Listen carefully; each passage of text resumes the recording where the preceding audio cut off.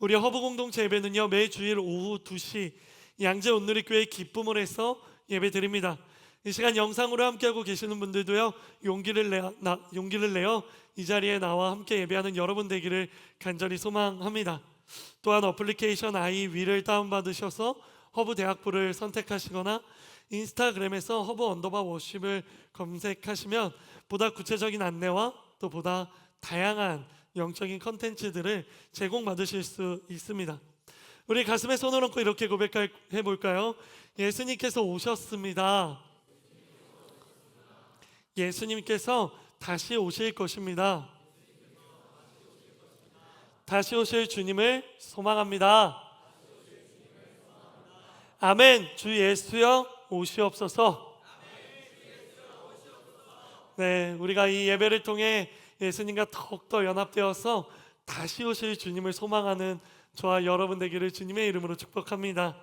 자, 오늘은요, 요한계시록 1장 7절부터 20절까지의 말씀을 통하여서요, 완벽한 시작, 위대한 결말이라는 제목으로 하나님의 은혜를 함께 나누도록 하겠습니다. 우리는 지난 7주 동안 요한계시록 2장과 또 3장의 말씀을 살펴보면서요, 소아시아 7교회를 향한 예수님의 말씀을 살펴보았습니다. 이 7교회를 향한 예수님의 말씀은요, 그저 이 7개의 교회를 향한 말씀이 아니라 이 시대 또 시대와 문화를 초월하여 존재하고 있는 모든 교회를 향한 말씀이라는 것을 우리는 알고 있습니다. 그렇다라는 것은 곧 고린도전서 3장의 말씀에 기반하여 성령 하나님이 거하시는 몸된 교회인 바로 여기 있는 우리 한 사람 한 사람을 위한 말씀인 것도 우리가 알고 있는 것입니다. 따라서 우리는 지난 7주간 바로 이 소아시아 7교회를 향한 예수님의 말씀을 통하여서 우리의 모습을 점검하는 시간을 가졌고요, 또 우리를 향한 하나님의 뜻, 또 우리를 향한 하나님의 계획에 대해 진지하게 고민하며 또 기도하는 시간을 가졌습니다. 이 타이밍에 여러분에게 물어보고 싶은 것이 있어요. 여러분은 2025년 지난 2달 동안 소아시아 7교회를 향한 예수님의 말씀을 묵상하면서 하나님께서 여러분에게 주신 은혜는 무엇입니까? 지난 2달 동안 하나님께서 내게 주신 은혜가 무엇이지? 라는 것을 떠올렸을 때 지금 여러분의 머릿속에 떠올려지는 그 은혜는 무엇입니까? 그리고 그 은혜 가운데 여러분은 어떠한 기도, 어떠한 결단으로 하나님 앞에 나아가셨습니까? 이러한 질문에 지금 여러분 머릿속에 떠오르는 내가 이렇게 기도했지 라는 그 기도 제목은 무엇이냐라는 질문이에요. 사랑하는 허브 공동체 여러분, 저는 여기 있는 우리 모두가 하나님께서 우리에게 주시는 영적인 메시지를 잊지 않게 되기를 바랍니다. 그리고 하나님께서 우리에게 주시는 은혜들을 잊지 않는 사람들이 되기를 간절히 소망합니다. 왜냐하면요, 하나님께서 우리에게 주신 은혜를 빼앗아 갈 수 있는 존재는 아무도 없어요. 설령 사단이라고 할지라도요, 하나님께서 우리에게 주신 은혜를 감히 빼앗아 갈 수는 없습니다. 그래서 사단은 또 다른 방법을 사용해요. 그것이 뭐냐면 그 은혜를 빼앗아 갈 수 없으니 그 은혜를 잊게 만드는 방법이에요. 사단은 우리를 공격합니다. 그 은혜를 빼앗아 가는 게 아니고 강탈하는 게 아니라 하나님이 우리에게 주신 은혜가 무엇인지를 기억하는 것을 못하도록 하는 거예요. 그렇게 사단은 우리가 그 은혜를 잊어버리게 하는 전략을 사용한다는 것이죠. 기억해 주십시오. 사단은 은혜를 잊어버리게 만들어 결국에는 잃어버리게 만드는 거예요. 뭐라고요? 은혜를 잊어버리게 만들어서 결국에는 그 은혜를 잃어버리게 만드는 것입니다. 그러니 하나님께서 주신 은혜를 잊지 않기 위해 우리는 계속 묵상하고 그리고 기억해야 하는 것이에요. 지난 2달 동안 7교회를 살펴보면 하나님께서 우리에게 주신 은혜 가운데 우리가 기억하고 묵상하고 있는 말씀은 무엇입니까? 그 은혜는 무엇입니까? 그것을 계속해서 기억하고 우리의 마음 가운데 간직하기 위해 필요한 것은 무엇일까요? 그것은 바로 그 은혜를 나누는 거예요. 나 혼자 간직하고 있는 것이 아니라 그 은혜를 하나님께서 허락하신 공동체, 하나님께서 허락하신 나의 동역자, 또 하나님께서 허락하신 나의 믿음의 선 후배들과 함께 그 은혜를 나누는 것입니다.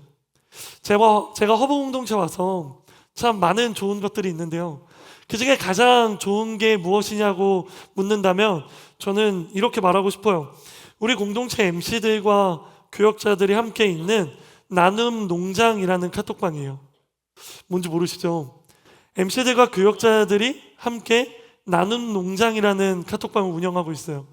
그 카톡방에 뭐가 올라오냐면 그날 하루 동안 받은 은혜에 대한 감사 혹은 큐티들이 올라옵니다.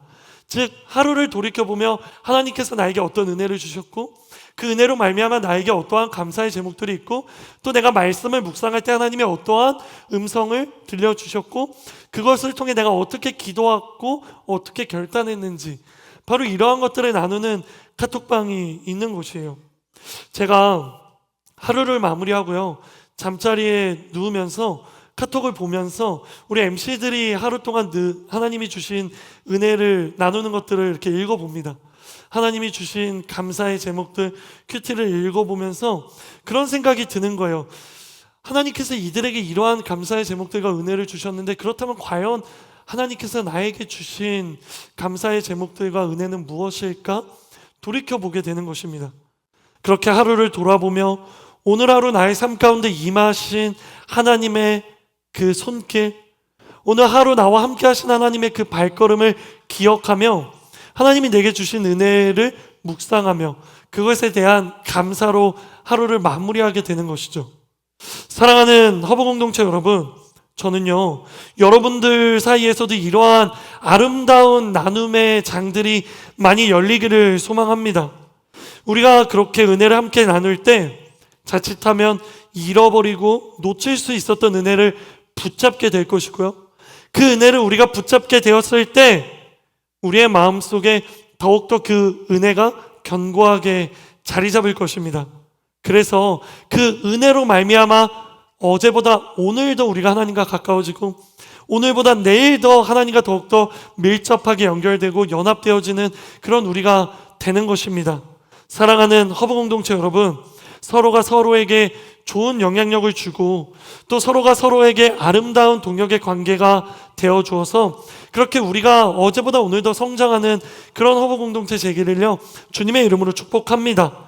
저는 하나님께서 여러분에게 허락하신 공동체, 여러분의 그룹, 다락방, 순, 그 모임 가운데 바로 이러한 은혜를 나누게 되기를 예수님의 이름으로 축복합니다. 그리고 그로 인해 은혜를 붙들어 그 은혜를 잊어버리지 않고 잃어버리지 않고 그 은혜를 간직하며 살아가는 여러분 되기를요 주님의 이름으로 축복하는 것입니다. 자, 이제 다시 말씀으로 돌아와서요 그렇게 요한계시록 2장과 3장을 통해 우리를 향한 하나님의 말씀을 살펴보았다면 순서상 우리는 이제 4장으로 넘어가는 것이 맞습니다. 하지만 우리는 4장으로 넘어가는 것이 아니라 그 전에 먼저 요한계시록 1장으로 되돌아오려고 합니다. 왜냐하면 요한계시록 1장에는 우리가 반드시 기억해야 되고 반드시 붙잡아야 하는 엄청난 하나의 메시지가 있기 때문이에요. 제가 장담컨대 이 메시지를 우리가 기억하고 우리의 마음속에 붙든다면요 요한계시록 4장부터 쭉 이어지는 그 모든 말씀을 더욱더 깊이 있게 이해할 수 있을 것이고 그 말씀 가운데 두려움이나 공포가 아니라 위로와 사랑의 말씀으로 우리가 붙들 수 있게 될 것입니다.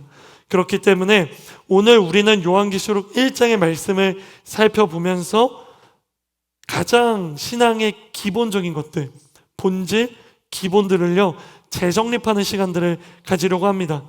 바로 이러한 시간 가운데 조금은 지루할 수 있고 조금은 딱딱할 수 있고 뭐야 나 이거 이미 다 아는 내용인데 라고 생각하면서 조금은 여러분들이 집중을 잘 못할 수도 있을 것 같아요. 그런데 여러분, 제가 여러분에게 설교를 시작하며 던지고 싶은 질문은 이거예요. 여러분, 머리로 아는 것을 넘어 여러분이 알고 있는 그 신앙의 기본과 본질을 마음으로 믿고 있느냐라는 것입니다. 그리고 우리가 머리로 알고 있다면 얼마나 머리로 알고 있냐라는 질문이에요. 우리가 정말 이것을 추상적으로 믿는 그게 아니라 이 속에 어떠한 구원의 원리가 있고 이 속에 어떠한 복음의 원리가 있기 때문에 우리가 이것을 믿고 이것을 통해 우리가 구원받는지에 대한 명확한 이해가 있느냐라는 질문을 던지고 싶습니다. 이 시간 축복합니다. 저는 여러분이 오늘 이 시간을 통해 여러분의 신앙의 기본을 재정립하게 되기를 주님의 이름으로 축복합니다. 이미 다 알고 있다고 자만하거나 교만하지 말고 다시 한 번 더 우리의 마음을 정립하고 우리의 생각을 정리하여 하나님을 향한 우리의 신앙의 기본을 다시금 쌓아 올리는, 우리의 뿌리를 깊이 있게 내리는 그러한 은혜의 시간들이 되기를요 주님의 이름으로 축복합니다.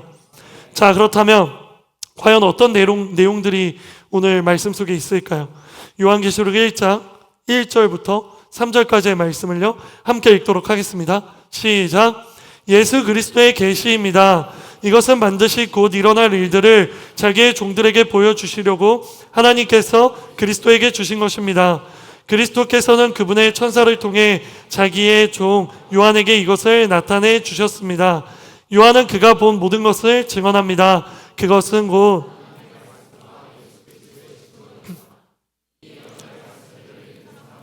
듣는 사람들과 그 안에 기록된 것들을 지키는 사람들은 복이 있습니다. 이는 때가 가까이 왔기 때문입니다. 아멘. 요한계시록의 시작입니다. 그 시작은 한 문장으로 이루어져 있어요. 예수 그리스도의 계시입니다. 함께 따라해 볼까요? 예수 그리스도의 계시입니다. 그래요. 예수 그리스도 계시. 정말 중요한 세 가지 단어가 첫 문장에 다 들어있습니다. 예수 그리스도 계시. 예수는 하나님의 아들이신 성자 하나님의 이름이죠. 그리스도는 무엇입니까? 예수님의 이름이 예수 그리스도인가요? 아니잖아요. 그리스도는 무슨 뜻입니까? 기름 부음을 받은 자, 즉 메시아라는 의미이죠. 즉 구원자라는 의미가 바로 그리스도라는 것입니다. 그렇다면 계시는 어떤 의미입니까? 계시는 우리에게 낯선 단어는 아니지만 그렇다고 직관적으로 확 와닿는 단어도 아닙니다. 계시는 어떤 의미이냐 기억해 주실래요? 신학적인 용어로서 스스로를 드러내고 스스로를 나타내고 스스로를 보여준다라는 의미를 가지고 있는 것이에요. 어떤 일, 일어날 일들을 자기 종들에게 보여주시려고 하나님께서 그리스도에게 주신 것. 여기서 말하는 보여주시려고, 즉 하나님께서 자신을 보여주시는 것을 계시라고 하는 것입니다. 왜요?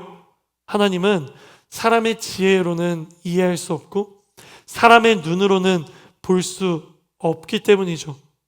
사람의 지혜로는, 사람의 눈으로는 볼 수 없는 하나님이지만 하나님께서 하나님의 사람들에게 자신을 드러내시고 자신을 보여주시고 자신을 나타내 주시는 것이죠. 그렇게 우리는 하나님을 보고 듣고 만날 수 있게 되는 것이에요. 즉 내가 하나님을 만나는 것이 아니라 하나님이 나를 만나 주시기 위해 나에게 하나님을 보여주시는 것이다 라는 이야기입니다. 그래요. 이것이 바로 전적인 하나님의 은혜인 것이죠. 내가 볼 수 있는 것이 아니기 때문에 하나님의 은혜인 것이요, 하나님이 보여주셔야만 볼 수 있는 것이기 때문에 하나님의 은혜라고 이야기하는 거예요. 그렇게 하지 않으셔도 되시지만 그렇게 하시는 이유는 무엇입니까? 우리가 너무나도 잘 알고 있죠. 하나님이 우리를 사랑하시기 때문이에요. 사랑하시기 때문에 하나님은 그 사람에게 자신을 보여주시는 것이에요. 여러분, 저도 사랑하는 사람이 있습니다. 저도 아내가 있어요. 제가 아내를 처음 만났을 때 아내가 저에게 물어본 것이 있어요. 그게 뭐냐면, 오빠는 얼마나 자주 사랑하는 사람을 만나는 스타일이야? 일주일에 시간을 정해놓고 만나? 아니면 시간이 될 때마다 만나? 그 질문에 제가 뭐라고 대답했을까요? 제가 그때 머릿속에 무슨 생각을 했냐면, 나의 대답은 중요하지 않다. 아내가 지금 어떤 대답을 듣고 싶어 하는지가 너무 중요하고, 아내가 어떤 스타일인지가 지금 너무 중요하다. 내가 그 아내와 동일한 답변을 해서 정말 너도? 라는 그 공감대를 형성하는 게 나의 목적이다. 머릿속에 이렇게 생각하기 시작했어요. 그러면서 아내의 지난 이야기들을 떠올리면서 정답을 찾았습니다. 나는 사랑하는 사람은 보고 싶을 때마다 계속 봐야 된다고 생각해. 나는 항상 보고 싶어. 우리 자주 보자. 이것이 바로 하나님이 주신 지혜였어요. 그래요. 사랑하기 때문에 보고 싶은 거고요. 사랑하기 때문에 만나고 싶고요. 만나기 위해 내가 시간을 구별하여 그 사랑하는 사람에게 주는 것처럼 하나님은 우리를 사랑하셔서 우리를 만나기 위해 하나님을 볼 수 없는 우리에게 하나님을 보게끔 하시는 거예요. 이것이 바로 하나님의 자기 계시이다 라고 이야기하는 것이죠. 자, 그렇다면요, 과연 하나님께서는 예수 그리스도 통해 우리에게 무엇을 보여주시며 무엇을 말씀해 주시는 걸까요? 과연 요한은 하나님께 어떠한 것을 들었고 하나님의 어떠한 것들을 보았고 어떠한 말씀이 요한의 귓가에 들렸을까요? 이 질문에 대한 대답이요, 바로 요한계시록의 전체적인 내용인 것이에요. 왜냐하면 요한은 하나님을 보았고 그 하나님을 보았을 때 하나님께서 요한에게 보여주신 것들, 말씀하신 것들에 대한 훗날에 일어날 일들에 대한 바로 그 사건들이 요한계시록의 전체적인 내용이기 때문입니다.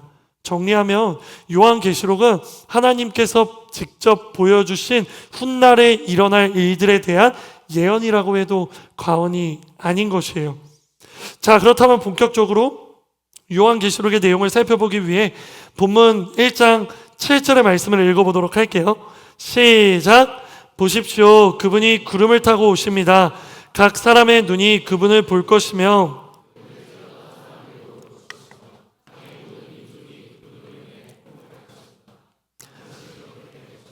아멘.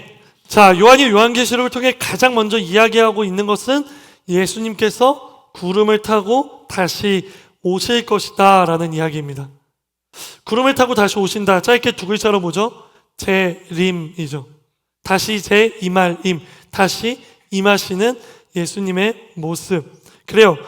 요한은 가장 먼저 예수님의 재림에 대해 이야기합니다. 구름을 타고 오신다고 이야기하죠. 이걸 상상하면서 정말 예수님께서 그 손오공처럼 그 군둔을 타고 이 땅에 오신다고 생각해서는 안 돼요. 왜냐하면 특별히 성경에서는 구름은요, 하나님의 임재를 이야기할 때 자주 사용하는 상징이었어요. 즉 예수님께서 이 땅 가운데 다시 오시는 그 재림의 날은 하나님의 임재, 진정한 하나님의 나라, 진정한 하나님의 공의가 세워지는 새하늘과 새 땅이 임하는 바로 그날이라는 것을 이야기하시는 거예요. 예수님이 오실 때 하나님의 임재가 이 땅 가운데 실현되는 것입니다. 그리고 예수님이 오실 때 바로 그 임재가 이 땅 가운데 가득가득 채워지는 것이에요. 또한 성경은 그렇게 예수님께서 이 땅 가운데 다시 오실 때 각 사람이 예수님의 재림을 볼 것이다 라고 기록되어 있어요. 볼펜이 있으신 분들은 밑줄 그어 주실래요? 각 사람. 여기서 말하는 각 사람이란 모든 사람을 뜻하는 것이죠. 바로 그 모든 사람, 여기에는 예수님을 믿는 모든 사람뿐만 아니라 예수님을 찔렀던 사람들을 포함하여 예수님을 믿지 않는 사람들, 예수님을 부인하는 사람들, 그리스도인들을 잡아 죽이려고 했던, 핍박과 박해를 했던 사람들도 예수님의 재림의 날에 예수님을 보게 될 것이다 이야기하고 있는 것입니다. 바로 여기서 우리가 놓치지 말아야 할 것은 예수님이 재림하실 때 우리만 예수님을 보는 게 아니에요. 모든 인류가, 모든 사람들이 예수님을 보고 그 모든 사람들이 예수님의 심판대 앞에 서게 되는 것이에요. 그리고 그 심판대에서 재림의 날에 누군가는 통곡할 것이다 라고 성경은 또 이야기합니다. 그렇다면 여러분에게 물어볼게요. 왜 누군가는 통곡할까요? 왜죠? 예수님께서 다시 오시는 날은 재림의 날인 동시에 심판의 날이기 때문이에요. 예수님을 믿는 사람들은 예수님이 다시 오실 때 정말 기쁨과 즐거움으로 하나님 앞에 찬양하는 잔칫날과 같은 날일 테지만, 예수님을 믿지 않는 사람들, 예수님을 믿는 사람들을 박해하고 핍박한 사람들, 그리고 세상의 거짓과 부정, 불법과 불의를 일으키는 사단의 세력들에게는 완전한 멸망의 날, 완전한 심판의 날이기 때문이에요. 그러므로 예수님을 구원자라고 고백하지 않는 사람들은 예수님께서 다시 오시는 그날 통곡하게 될 것이라고 요한은 기록하고 있는 것입니다. 사랑하는 허브 공동체 여러분, 바로 이 지점에서요, 두렵고 떨리는 마음으로 여러분에게 물어보고 싶어요. 여기 계신 여러분은 모두 예수님이 하나님의 아들이라는 믿음이 있으신가요? 아멘이신 분들만 확신 있게 아멘으로 대답해 주세요. 여러분은 정말 예수님이 하나님의 아들이라는 믿음이 있으신가요? 여러분은 정말 예수님이 이 땅 가운데 오셔서 우리의 죄를 대신 짊어지시고 십자가에서 죽으셨다, 그리고 그 죽음을 통해 우리가 우리의 죄를 씻김 받았다라는 바로 이 사실을 믿으십니까? 그리고 거기서 더 나아가서 죽은 지 3일째 되는 날 예수님이 부활하셔서 죽음의 세력으로부터 이기셨다라는 것을 믿으십니까? 그리고 그 예수님께서 하늘로 오르셔서 하나님 보좌 우편에 앉아 계시다가 하나님의 때에 다시 이 땅 가운데 오실 거라는 것을 여러분 정말 믿으십니까? 우리는 반드시 이러한 믿음이 있어야 되는 거예요. 만약 제가 여러분에게 질문한 것들 중에서요, 단 하나라도 확신 있게 아멘이라고 대답하지 못한다면, 그러면 어쩌면 오늘 본문 속에 써져 있는 예수님의 재림의 날에 통곡하게 될 것이다 라는 그 주인공이 우리가 될 수도 있다라는 것입니다. 이 얼마나 무서운 이야기입니까? 이 얼마나 상상하기도 싫은 이야기입니까? 사랑하는 여러분, 우리는 오늘 바로 이 믿음을 점검해 보려고 합니다. 우리는 오늘 이 믿음에 대해 다시금 재정립하기 원합니다. 저는 간절히 소망합니다. 여기 앉아있는 여러분 모두 예수님께서 다시 오시는 재림의 날에 한 명도 빠짐없이 예수님의 오심을 찬양하고 즐거워하며 기뻐하는 사람들이 되기를요, 간절히 소망합니다. 여기서 한 명도 소외됨 없이, 한 명도 빠짐없이 우리 모두가 다 손에 손잡고 하나님의 나라에 들어가 하나님을 예배하는 그런 아름다운 하나님의 자녀들, 예수님의 제자들이 되기를요, 주님의 이름으로 축복하며 소망하는 것입니다. 통곡하는 자, 기뻐하는 자, 둘 중 여기 있는 우리 모두는 기뻐하는 사람이 될지어다. 기뻐하며 하나님을 찬양할지어다. 그 기쁨을 위해 지금 이 시간 우리의 믿음을 다시금 점검하는 그러한 시간을 가지겠다라는 것입니다. 제가 이렇게까지 이야기 드리는 이유는요, 이 점검이 얼마나 중요하고 얼마나 심각한 건지를 이야기 드리기 위해서요. 우리가 이것을 제대로 점검하지 않고 재정립하지 않는다면 우리는 어마어마한 그 재림의 날을 맞이할 수도 있기 때문입니다. 그래서 다소 진지하지만 다소 진지하게, 다소 심각하게 이야기를 드리는 거예요. 우리에게 이러한 명확한 믿음과 소망이 있다면 우리에게는 한 가지 고백이 입술에서 나올 거예요. 그 고백은 바로 요한계시록 1장 8절, 바로 요한이 기록한 이 고백입니다. 함께 읽어볼까요? 시작.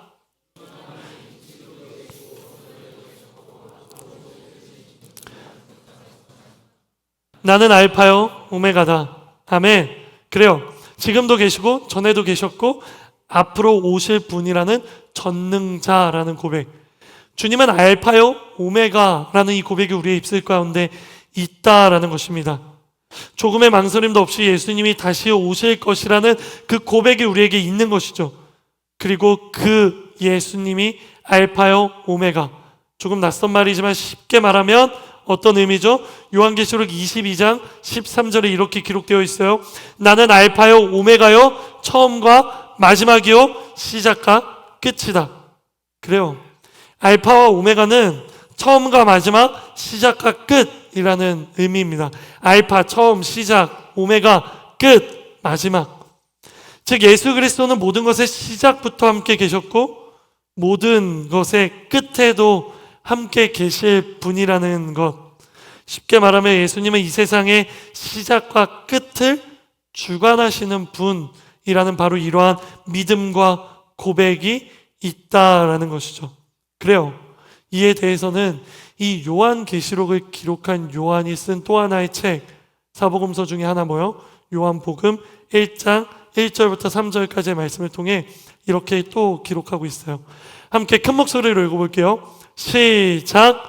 태초에 말씀이 계셨습니다. 그 말씀은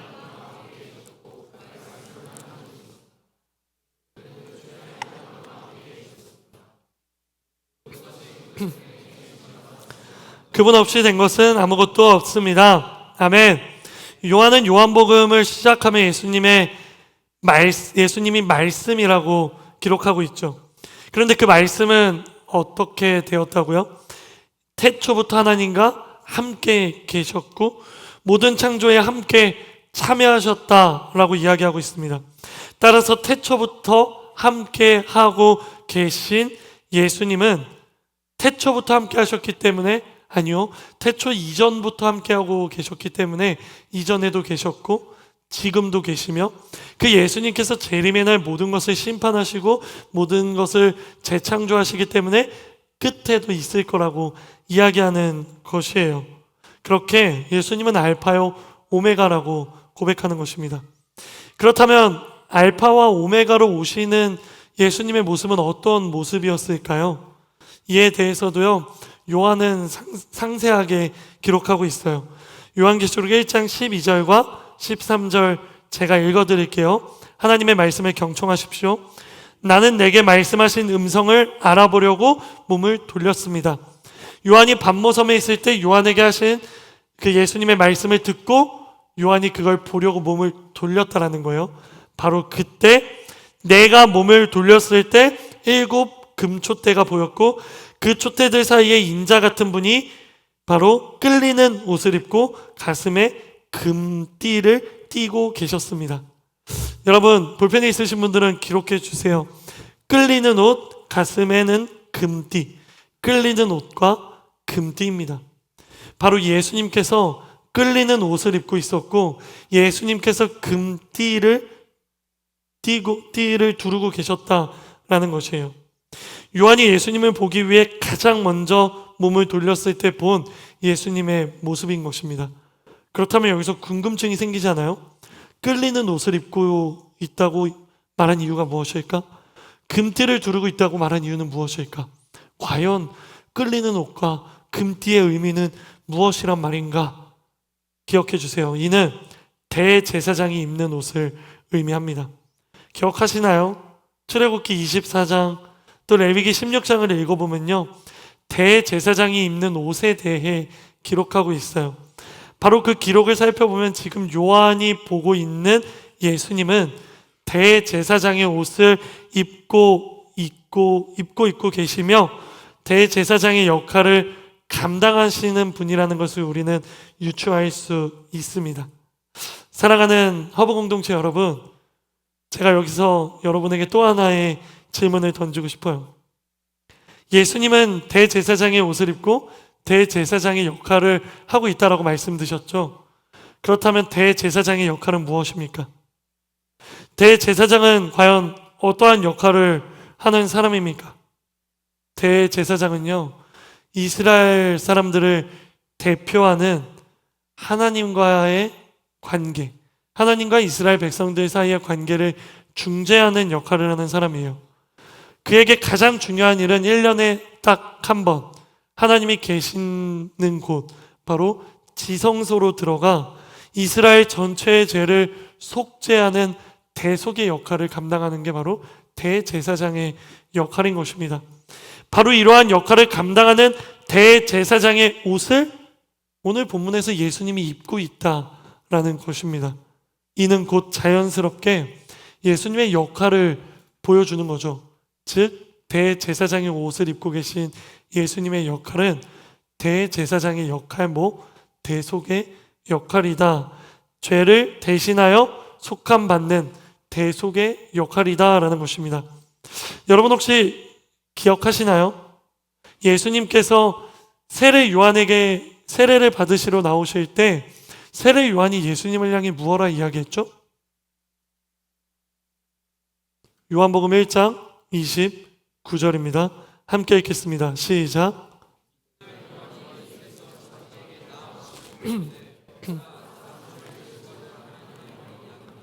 보라, 세상 죄를 지고 가는 하나님의 어린 양이로다. 보라, 세상 죄를 지고 가는 하나님의 어린 양이로다. 이 말씀은 성경 전체를 관통하는 말씀이자 복음의 정수입니다. 보라, 세상 죄를 지고 가는 하나님의 어린 양이로다. 가장 먼저 예수님을 어린 양으로 표현한 이유가 무엇일까요? 이는 구약의 제사법과 연결되어 있겠죠. 지금부터 잘 들으셔야 돼요. 예수님이 하나님의 어린 양으로서 십자가에 죽으시는 것은 구약의 제사법과 연결되어 있습니다. 죄를 지은 사람이 자신의 죄를 씻기 위해 구약에서는 무엇을 했죠? 제사를 드렸죠. 그 제사에 반드시 필요한 게 있었습니다. 그것이 바로 제물이에요. 이에 대해 레위기에 기록되어 있는데 특별히 일반 백성들이 지은 죄를 대속받기 위해 필요한 제물은 흠이 없는 어린 양이었어요. 따라서 예수님을 어린 양이라고 표현한 것은 곧 예수님이 모든 사람들의 죄를 대속받으시는 제물이다라는 것을 의미하는 것입니다. 여기서 우리가 놓치지 않아야 하는 것은 무엇이냐면 어린 양, 흠이 없는 어린 양의 제물이 될 수 있는 분은 예수님밖에 없었다라는 것이에요. 왜 그럴까요? 어린 양의 조건이 뭐라고요? 흠이 없는. 로마서는 우리에게 이야기합니다. 의인은 없나니 하나도 없느니라. 그래요. 이 세상의 모든 사람들은 죄를 가지고 있고 흠을 가지고 있습니다. 목사님, 지금 막 태어난 사람은 죄가 없는 거 아닌가요? 아니요. 죄가 있습니다. 어떤 죄가 있죠? 원죄가 있죠. 그리고 우리가 살아오면서 또 무슨 죄가 있습니까? 하나님 앞에 짓는 자범죄가 있는 것이에요. 그래요. 모든 사람들은 흠, 원죄와 자범죄를 가지고 있기 때문에 구약 성경에서 말하는 제사법의 규율, 흠이 없는 어린 양으로서의 조건을 충족하지 못합니다. 그렇기 때문에 예수님께서 하나님과 동등됨을 취할 것을 버리고 이 땅 가운데 오셔서 사람의 몸을 입으신 거예요. 성령으로 잉태됨으로 말미암아. 그로 인해 예수님은 죄가 없고 흠이 없는 완전한 거룩한 인간으로 이 세상에 오셨다라는 것이죠. 함께 요한계시록 1장 14절과 15절을 큰 목소리로 읽어볼게요. 시작. 여러분, 큰 목소리로 읽어야 돼요. 그래야 우리가 기억하고 새길 수 있습니다. 큰 목소리로 읽어볼게요. 시작.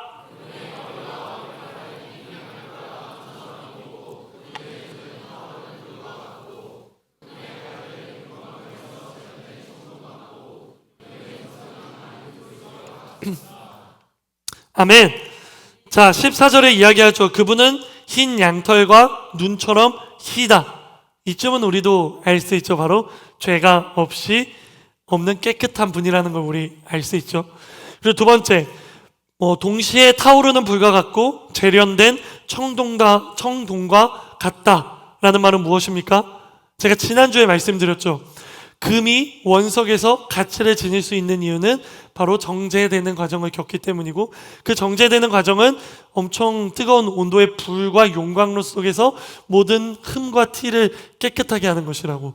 즉 여기서 말하는 타오르는 불과 같고 재련된 청동과 같다라는 것은 모든 불순물이 완전히 제거된 견고하고 단단한 상태라는 것을 의미하는 거예요. 따라서 하나님이시자 하나님의 아들이신 흠이 없는 거룩하신 예수님께서 인간의 몸을 입고 이 땅에 오셔서 세상 죄를 짊어지시고 흠이 없는 어린 양으로서의 역할을 감당했다라는 것을 이야기하는 것이죠. 바로 이것이 하나님의 놀라운 계획이었고요. 바로 이것이 하나님의 놀라운 구속의 원리였어요. 제가 여기까지 말씀드리면요, 누군가가 저에게 이렇게 질문할 수도 있어요. 오케이, 신약의 예수님의 십자가는 구약의 제사와 같다라는 것까지 내가 알겠는데요, 근데 구약의 그 제사법이 하나님의 구속 원리라는 것을 어떻게 알 수 있습니까? 결국 제사법도 이스라엘 백성들이 시행하는 것이었고, 그것이 정말 하나님의 구속사의 원리라는 것을 어떻게 알 수 있습니까? 이에 대해서 여러분은 뭐라고 대답하고 싶어요? 과연 동물에게 우리의 죄를 안수하고 그 동물을 죽이는 것이 정말 하나님의 대속의 원리라고 말할 수 있을까? 이에 대해 확인하기 위해서는요, 우리는 모든 것의 시작, 바로 창세기로 가야 합니다. 사랑하는 허봉동체 여러분, 창세기 우리가 너무나도 잘 알고 있죠. 1장과 2장에 무엇이 기록되어 있습니까? 무엇이 기록되어 있습니까? 하나님의 창조에 대해 기록하고 있죠.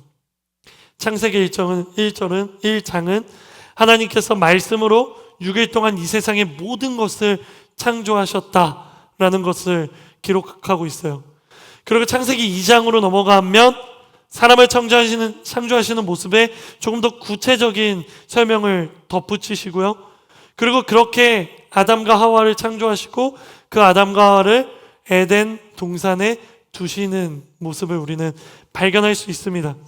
그리고 그 에덴 동산에서 아담과 하와는 하나님의 그 창조 목적대로 하나님과 함께 거닐면서 이 세상의 모든 피조물들을 다스리는 그런 권세를 가지고 살아가고 있었다라는 것이죠.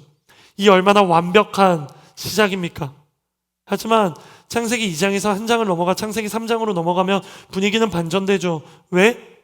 아담과 하와가 죄를 짓기 때문입니다. 그럼 여러분에게 물어볼게요. 그 죄는 무엇인가요? 선악과를 먹은 게 죄죠? 그렇죠? 아닙니다. 선악과를 먹은 것이 죄가 아닙니다. 죄는 바로 하나님의 말씀에 불순종한 것이 죄입니다.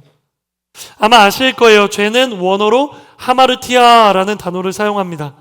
이 하마르티아라는 단어는 직역하면 무엇입니까? 관역에서 벗어나다라는 의미를 가지고 있어요.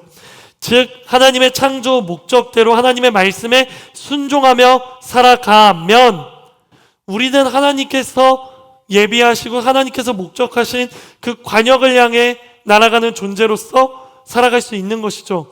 하지만 하나님의 뜻을 알지 못하고 하나님의 뜻에 순종하지 못하며 우리가 우리의 욕심대로 우리의 뜻대로 하나님의 말씀에 불순종하며 살아가면 하나님이 태초에 계획하신 인간의 최종 목적지 그 관역으로부터 벗어나게 되는 거예요.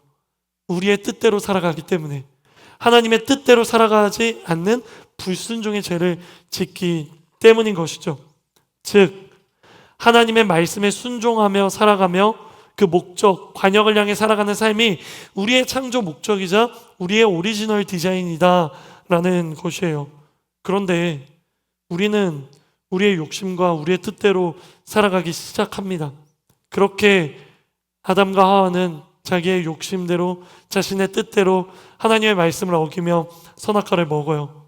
그렇게 세상에 죄라는 것이 시작되는 거예요. 바로 이 죄를 지은 사람들이 더 이상 거룩하고 공의로운 하나님과 함께 할 수 없기 때문에 그래서 하나님은 그 사람들을 공의의 하나님으로서 처벌하시죠. 심판하십니다. 그것이 바로 무엇입니까? 남자는 땀을 흘려야 땅에서 소산을 얻게 되는 거고 여자는 해산하는 고통이요 또 남자 여자 둘 다에게 임한 심판은 무엇입니까? 육체의 죽음이죠. 너희는 흙으로 왔사오니 흙으로 돌아갈지니라.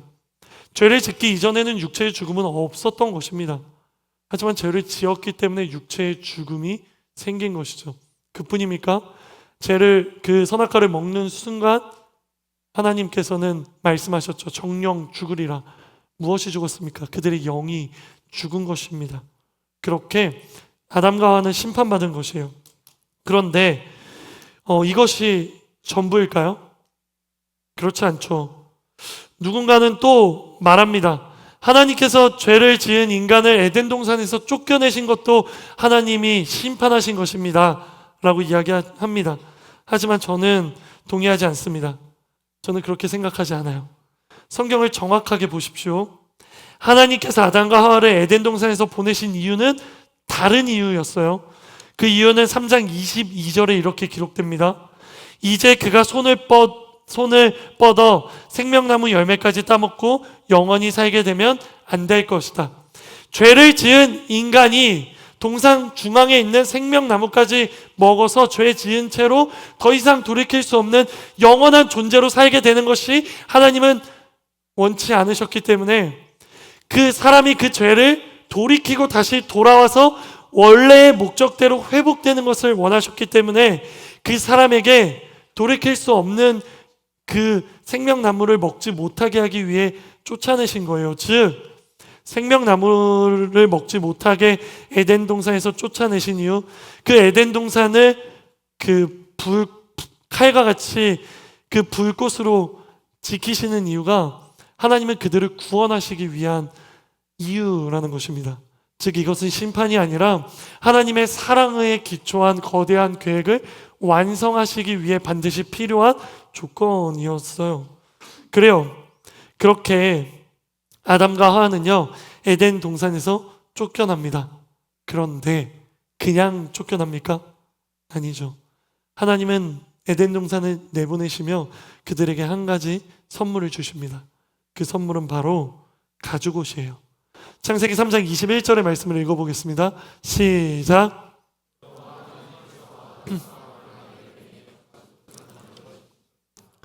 그래요. 하나님이 무엇을 입히셨다고요? 가죽옷을 입히신 거예요. 하나님께서 아담과 하와에게 가죽옷을 입히신 이유가 무엇입니까? 아담과 하와의 수치를 가리기 위함이죠.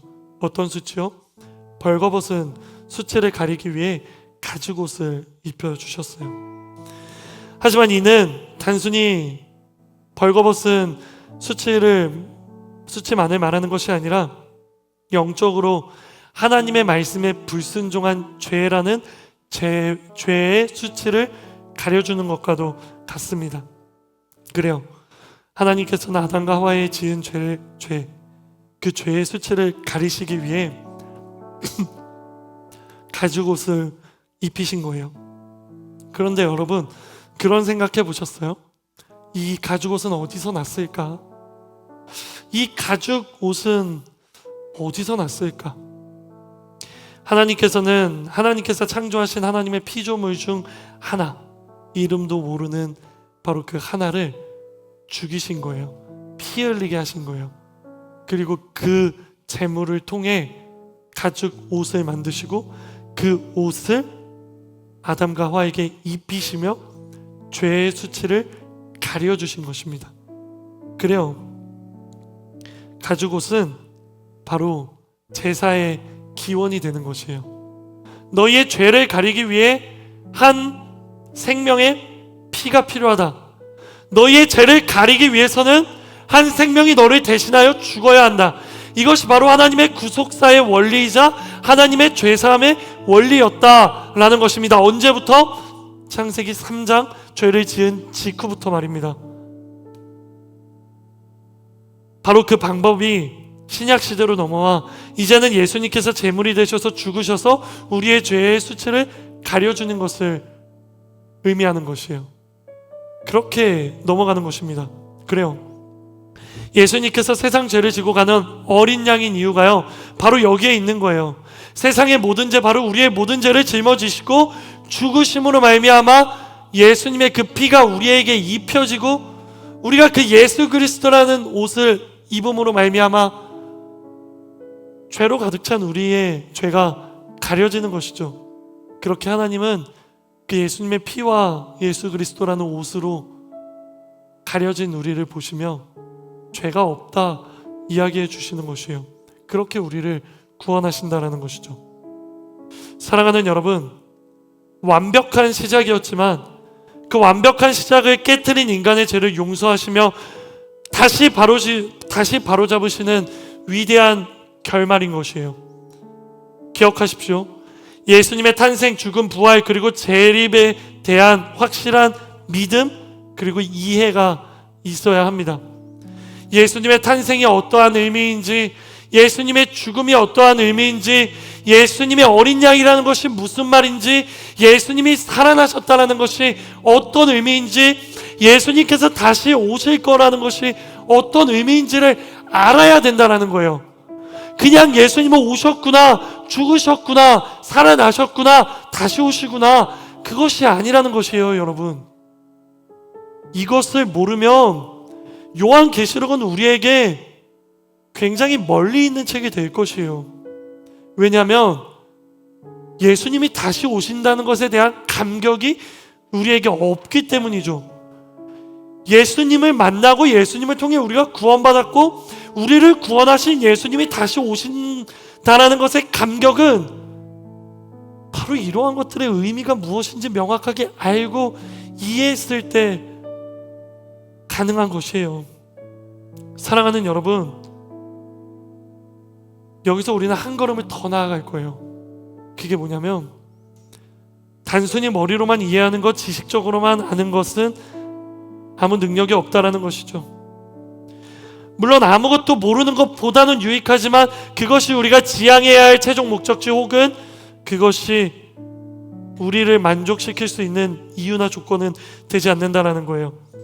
저는 여러분이 진짜 복음의 원리, 복음의 정수, 복음에 담긴 이 의미를 아는 것을 넘어서 그 복음을 경험하는 사람들이 되기를 주님의 이름으로 축복합니다. 그저 성경을 읽을 때 텍스트만 읽어 내려가는 것이 아니라 그냥 머리로 그렇구나로 이해하는 것이 아니라 정말 그 한 문장 한 문장이 여러분의 가슴 속에 새겨지고 여러분의 삶 가운데 체험되어지기를 소망하는 거예요. 그렇게 되었을 때 무엇이 되냐? 우리는 변화될 것입니다. 우리의 삶 가운데 능력이 일어날 것입니다. 여러분의 무너져 있는 영적인 재단이 다시 쌓일 것이에요. 여러분의 무너져 있는 영적인 성벽이 재건되기 시작할 거예요. 그렇게 하나님의 자녀가 될 것입니다. 그렇게 예수님의 제자가 될 것입니다. 그렇게 여러분을 통해 땅끝까지 이르러 복음이 전파되는 것이에요. 사랑하는 여러분, 그러니 그 예수님을 우리가 경험하고 만나기 원한다고 간절한 그 마음을 가지십시오. 하나님, 내가 머리로만 이해하는 것이 아니라 마음으로 믿고 싶습니다. 내가 지식적으로만 아는 것이 아니라 내가 정말 예수님을 만나고 싶어요. 그 만남을 통해 성경 속에 기록된 그 우리를 향한 그 하나님의 뜻이 나에게 얼마나 애절한 하나님의 러브레터인지 하나님 내가 알고 싶어요. 내가 그것을 경험했을 때 내가 진짜 예수님을 향한 감격을 가지고 감사를 가지고 내가 살아갈 수 있을 것 같아요. 그러니 하나님 나를 만나주세요. 내게 그 복음을 경험시켜 주세요. 이 간절함이요 여러분에게 있어야 하는 것이에요. 사랑하는 여러분, 간절히 소망합니다. 나는 정말 여러분이 이 간절함을 가지게 되기를 주님의 이름으로 축복합니다. 여러분, 이 간절함이 있으신가요? 이 간절함이 없는 사람들을 위해 하나님은 우리에게 기회를 주셨어요. 어떤 기회요? 그 간절함을 가지고 예수님을 경험할 기회. 그 기회가 무엇입니까? 어린 양을 바라보라. 어린 양을 바라보라. 작은 예수 40일 새벽 기도예요. 여러분, 기도하십시오. 더 이상 이전과 같이 살 수 없잖아요. 더 이상 머리로만 하는 종교 생활 할 수 없잖아요. 2025년 올해에는 우리가 진짜 예수님을 경험하고 만남으로 어린 양을 바라보며 새로워져야 되잖아요. 그렇게 새로워졌을 때 정말 온누리교회 2025년의 표어처럼 주 예수여 다시 오시옵소서 고백할 수 있는 거 아닙니까? 사랑하는 여러분, 그 복음을 경험하게 되면 우리의 인생은 달라집니다. 길고 긴 그 어둠과도 같은 터널 속에서 우리는 나올 수 있는 거예요. 육신의 질병, 마음의 질병, 고난과 고통, 아픔과 슬픔, 우리의 마음을 무너뜨리려고 하는 그 길고 긴 터널 속에서 마침내 복음을 만나고 복음을 경험함으로 그 터널에서 나와 소망이라는 그 빛을, 구원이라는 그 빛을, 복음이라는 그 빛을 우리는 누릴 수 있는 것입니다. 이 시간 여러분을 축복합니다. 저는 정말 진심으로 여기 있는 여러분 모두가 예수 그리스도를 만나고 경험하여 온전한 믿음을 가지게 되기를 주님의 이름으로 축복합니다. 그리고 그 날, 예수 그리스도가 다시 오시는 그날까지 포기하지 않고 멈추지 않고 끝까지 걸어가는 여러분 되기를 주님의 이름으로 축복합니다. 바로 이것을 위해 우리 오늘 딱 한 번 기도할 거예요. 우리 정말 간절한 마음을 가지고 주님 앞에 딱 한 번 이렇게 기도합시다.